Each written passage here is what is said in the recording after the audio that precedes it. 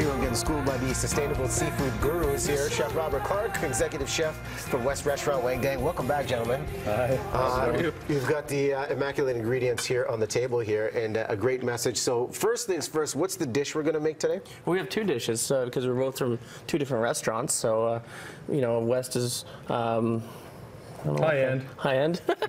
No, white tablecloth dining experience. Can you flip my taco, please? You bet. Taco Just like in the old days. Wayne, can you turn it? Look at this. It's a bond here. And, you know, you guys are coming on here with a great message here. We're talking about Oceanwise program celebrating, what, 10 years, of success. And there was a special night at West Restaurant. Tell us about this, about people coming together and what's been accomplished.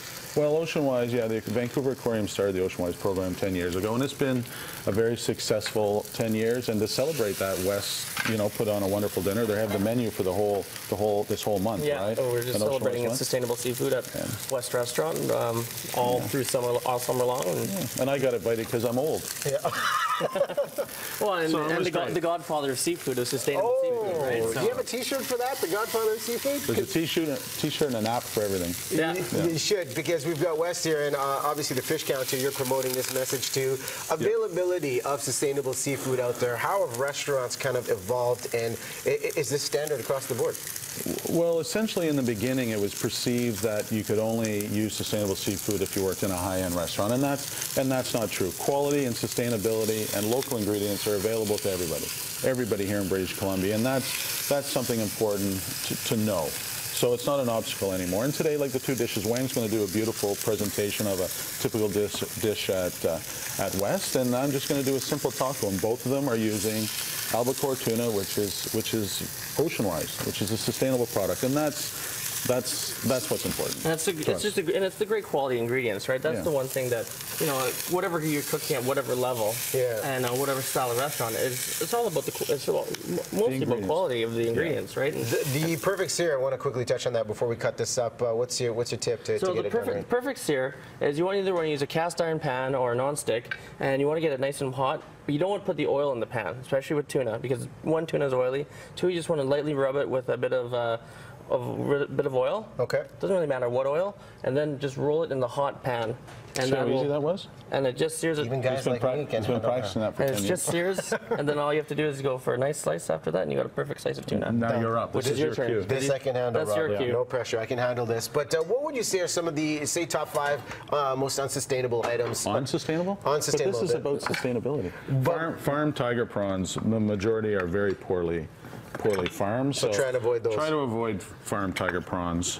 There are exceptions. There are some Oceanwise ones, but the odds are you're going to be buying an unsustainable product, and they're not very good for. Look at this way. They're not very good for you anyway.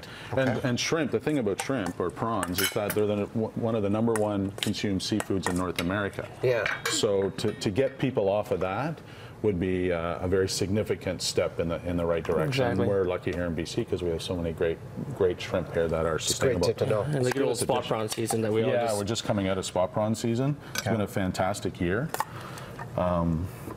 So yeah, that's one thing. And big red tunas like big eye and bluefin, they're in a lot of trouble. The game fish.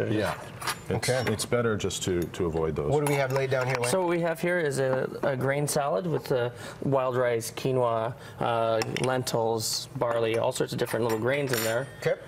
Some little bit of charred avocado. Albacore tuna, which is our highlight. And this is one of the dishes incorporated at West again. Absolutely, and this is the menu. Absolutely, and this is going to be featured at West during the summer months on our Canadian collection menu of.